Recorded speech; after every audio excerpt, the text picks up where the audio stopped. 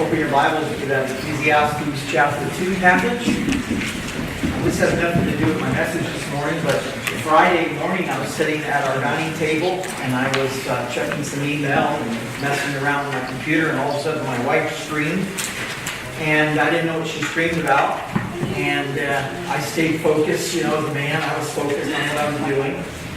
And then she comes walking over by me, and she's just coughing. And I'm thinking, what's going on? And then she tells me that she was reading her bear spray can. And she accidentally pushed or pulled or did something, and it sprayed some of that bear spray.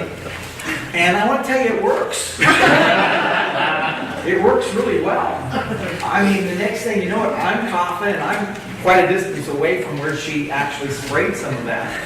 And then we had to open all the windows of our house and all the doors of our house to get that stuff out of our house. It works. I just want you to know that if you're ever hiking, take a can of that bear spray with you. That stuff really works. Ecclesiastes chapter 2, as we continue our series, Finding Meaning to Life Under the Sun. I want to begin with a question, or actually a statement, and then ask if you agree or disagree. Life doesn't make sense. Do you agree with that or disagree with that? I think it all depends on your worldview. If you have a secular worldview, life doesn't make sense. If you have a biblical worldview, then you can look at life and you can arrive at a different conclusion. You'll arrive at a conclusion that yes, life does make sense in God's economy. And as we bring the second half of chapter 2 to a close, the preacher is asking, how do you make sense out of all of this? How do you make sense of life? And there are three really clear sections in verses 12 through 26. The first one is making sense out of wisdom. Making sense out of wisdom. So look at verse 12. In verse 12 it says, "Then I turned myself to consider wisdom and madness and folly. For what can the man do who succeeds the king? Only what he has already done." So Solomon turns his attention to wisdom, madness, and folly. Those three things. Now, wisdom is good sense. Okay? Wisdom is good sense. Madness is wrong sense. It's being blasé about life. And folly is no sense. So you have good sense, wrong sense, and no sense. And Solomon is going to investigate these areas. And this is what he says about wisdom in verse 13. He says, wisdom excels folly. Look at verse 13. "Then I saw that wisdom excels folly as light excels darkness." He's saying it's better to walk in wisdom than to walk in folly. It is better to walk in good sense than to walk in wrong sense or no sense. Better to walk in good sense. Better to walk in wisdom. And I would think that all of us would agree with the statement as light excels darkness. I think we like light better than we like darkness. I have been out late at night on a dark road, and I don't like that very much. How about you? Have you ever been in that situation? Mm-hmm. Or I can remember a time at Bible camp when I had to leave the kitchen facility and walk up to my cabin, and the lightning storm, and all the lights went out, and I was in total darkness. I did not like that feeling, being in total darkness. So, wisdom excels folly as light excels darkness. That's the contrast. And then wisdom, he says, doesn't protect you. Look at verse 14. He says here, "The wise man's eyes are in his head, but the fool walks in darkness. Yet I myself perceive that the same event happens to them all." So Solomon presents three things in this verse. He said, first of all, the wise man's eyes are in his head. What he means is the wise man is using his mind. The wise man is using his eyes. The wise man is aware of what's going on. Okay, that's wisdom. And then he says, but the fool walks in darkness. And that means the fool is not using his mind. The fool is not using his eyes. The fool is not aware of what's going on around him. He has no clear direction. He's not using the brain that God gave him. You ever met somebody like that? not using the brain that God gave them. And then thirdly, he says the same event happens to them all. Well, what is the preacher writing about here? He's talking about death. And he's saying that death is the great equalizer of all man. It is the common denominator of all humanity. He's telling us that whether we walk in wisdom, using good sense, or whether we walk as a fool, using no sense, that both die. Both die. Wisdom does not keep you from the appointed time to die. But I would remind all of us that walking in foolishness may usher one's death door sooner than later. Just go ahead and walk in no sense. Walk without using your brain. Walk without using your sight. And just see how fast death comes knocking at your door. And then thirdly, he says, wisdom is in everything. Look at verse 15. He said, I said in my heart, as it happens to the fool, it also happens to me. And why was I then more wise? Then I said into my heart, this also is vanity. And so, wisdom is in everything. He's contemplating both being wise and being foolish. And he begins to question the importance of wisdom. If both die, why walk in wisdom? If both die, why walk in wisdom? What is the use of wisdom if both people who use their brain and people who don't use their brain die? What's the point of it? And the preacher comes to the conclusion, this also is vanity. Making sense of it all, making sense of wisdom, making sense of foolishness. And then he says in verse 16, to make things worse, wisdom will be forgotten. Look at verse 16, he says, for there is no more remembrance of the wise than of the fool forever, since all that now is will be forgotten in the days to come. And how does the wise man die as the fool? Both the wise and the fool will die. And most likely, both will be remembered no more. I mean, they're going to be forgotten. Your name might be used for a while, but as the time goes by, as decades pass, your name is forgotten. People don't remember you anymore. He says everything that now is will one day be forgotten in the days to come. And so he asks the question, how does the wise man die? How does the wise man die? And his answer is, as the fool. The wise man dies just like the fool dies. And if you think this sounds morbid, it is. It is morbid. But that is how it's like without God. Don't miss that this morning. That's what he's talking about, a life without God. And I believe there are a lot of people who live based on the reality that everyone's going to die, so they ask the question, does it really matter how I live? I'm going to die, I'm going to be forgotten. You know, one of the most popular morphisms or acronyms or abbreviation today is YOLO. You only live once. That's really popular today. A lot of people say, you're going to die, so you only live once. Go after everything you can go after. That's life without God. So the preacher contemplates wisdom, trying to make sense of it, but he's trying to do it outside of God. And then he's trying to make sense of working. Wouldn't all of us like to make sense of working? Isn't that kind of crazy to think that we work our whole lives? Look at verse 17. He says, therefore I hated life, because of the work that was done under the sun was distressing to me, for all is vanity and a grasping for the wind. I hated life.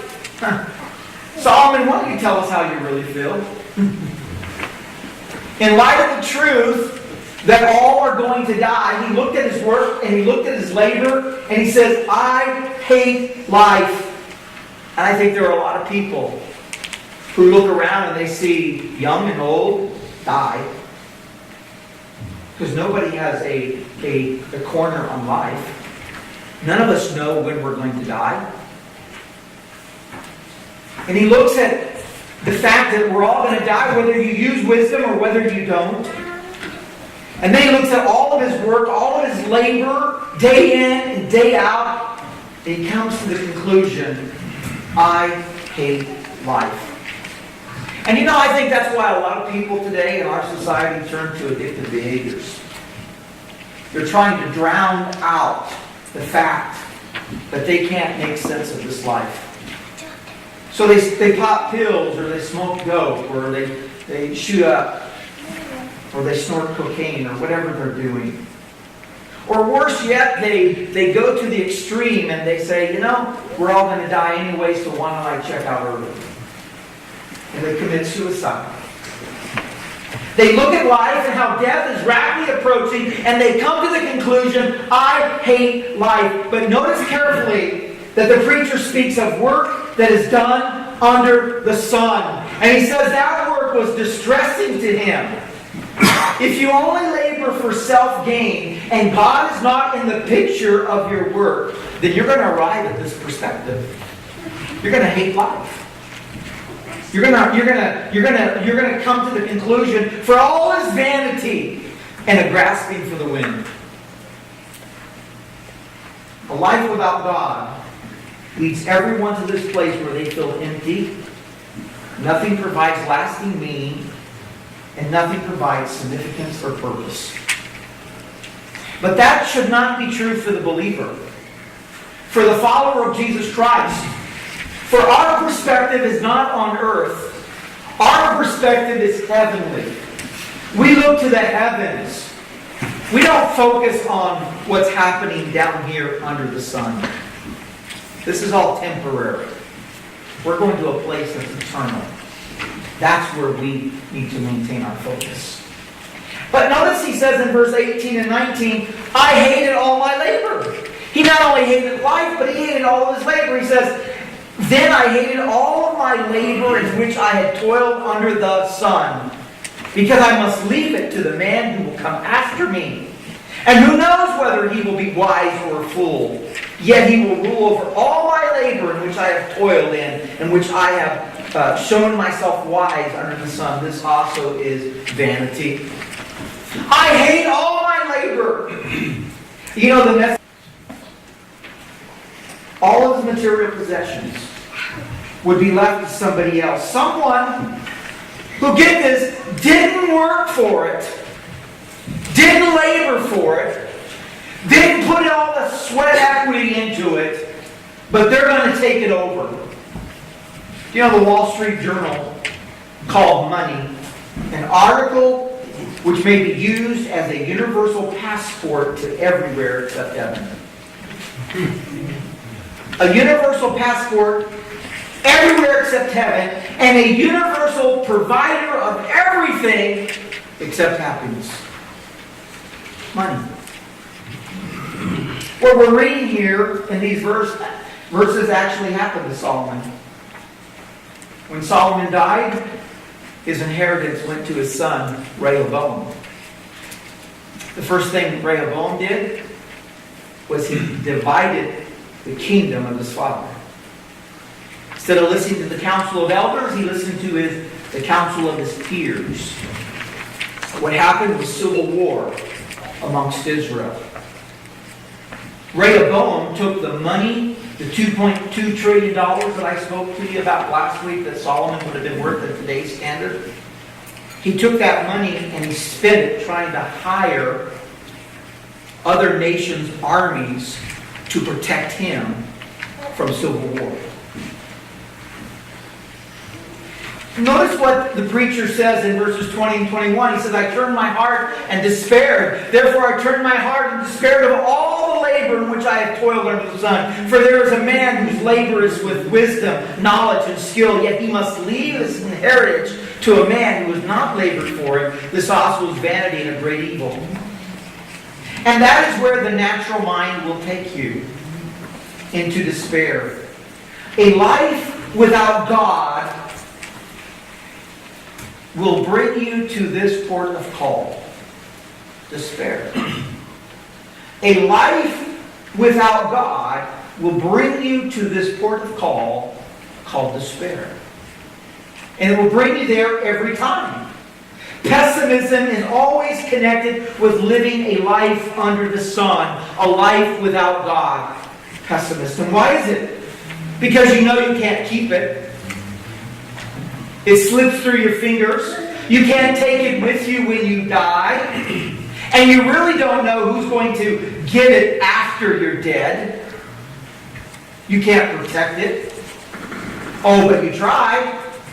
I'll have a will. That's what I'll do. I'll put my estate in a trust. That's what I'll do.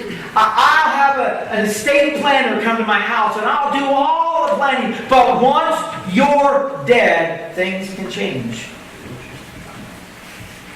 And they change all the time.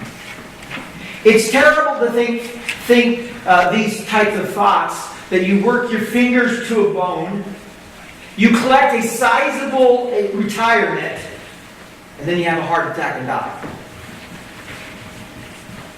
And people gather and they say a few good words about you, and then they go downstairs and eat potato salad.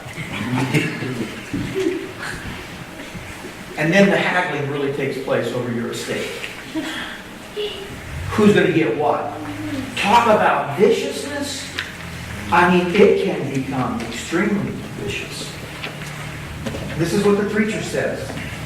He says this is also vanity. It's a vanity. He thought about all his striving. Look at verses 22 through and 23. For what has a man for all of his labor, for all the striving of his heart, which he has done toiled under the sun? For all of his days are sorrowful, and his work burdensome. Even in the night his heart takes no rest. This also is vanity. What are those verses teaching us? First of all, what do I really have to show for all the work that I've done, all the striving that I've put in my life? What do I really have to show for it? And then all the stress that I put on my heart, the pressure to perform day in and day out. And then my days were long, oh so long and burdensome. Talk about a burden, going to work day in and day out, day in and day out, year after year. And then he says, I got very little rest at night. I tossed and I turned in the night. And he's saying, what is the meaning of all of this? And he comes to the same conclusion. He says, vanity. It's vanity, it's empty, it's futile, it's without purpose, it's without meaning. So how does the preacher bring this passage to a close? How does he do it? He tries to get us to understand, instead of focusing on whether we should be wise or fool, or whether we should hate life because of all of our toil, he brings us to the conclusion about focusing in on today. Focus on the day. Today, as a gift from God, the right now. And get this, you must see life with God in the picture. That's what he's going to try to tell us. See life with God in the picture. Don't live a day without God. So, making sense of the day, look at verse 24. Nothing is better for a man than that he should eat and drink, and that his soul should enjoy the good in his labor. This also I saw was from the hand of God. I want you to write these two words down. Carpe diem. That means to seize the day. Today. You don't have the promise of tomorrow. I don't have the promise of tomorrow. But I'm living in the present.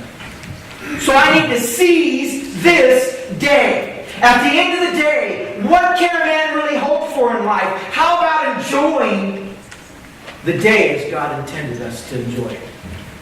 How about that? How about right now? Because life is hard. And it is very hard. The best thing that we can do is to see each day, one day at a time, as a gift from God. And our focus ought to be on today. Therefore, we need to choose how we're going to live this day. And you know what he tells us? Eat. And we're going to do that today.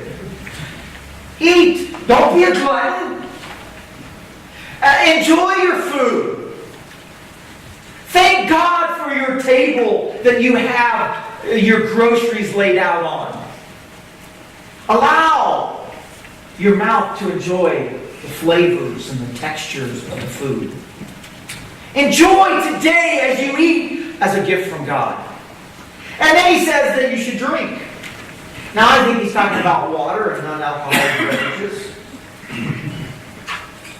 I think the world actually does provide a lot of non-lethal drinks.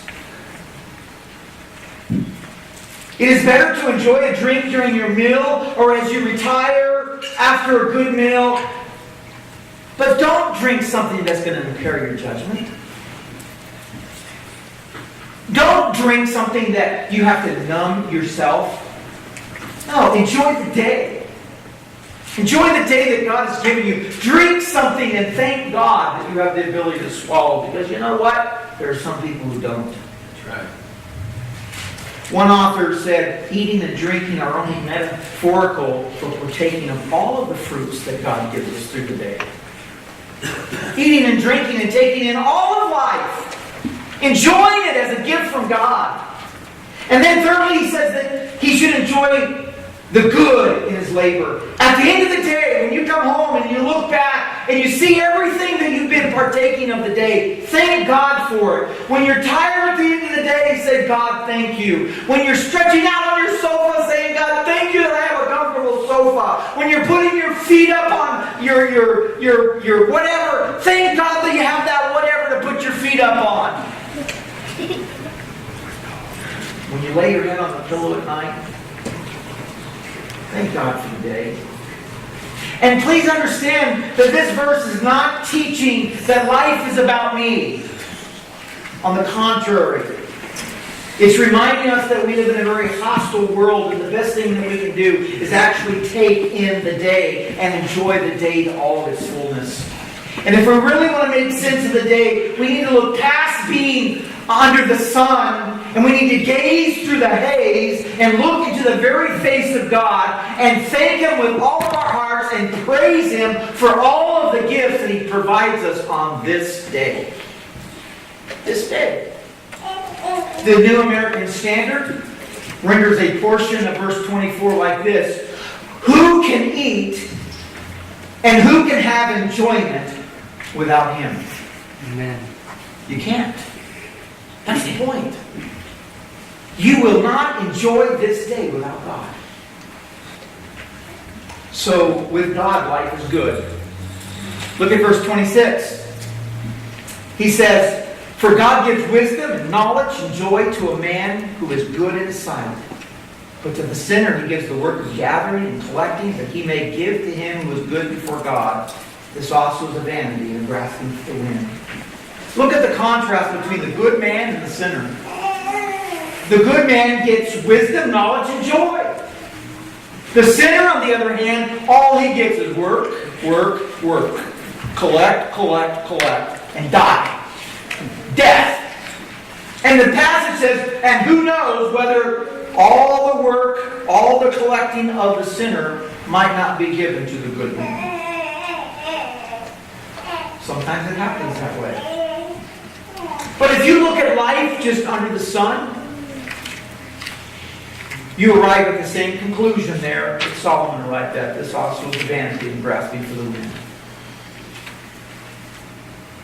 So here's the wrap up. I think this is a message for us to grapple with. How are we going to choose to live? Well, we can choose to live in wisdom, good sense every day, using the sense that God gave you, madness, wrong sense, blasé about life, who cares, or folly, no sense. It's a choice we make, how we're going to live.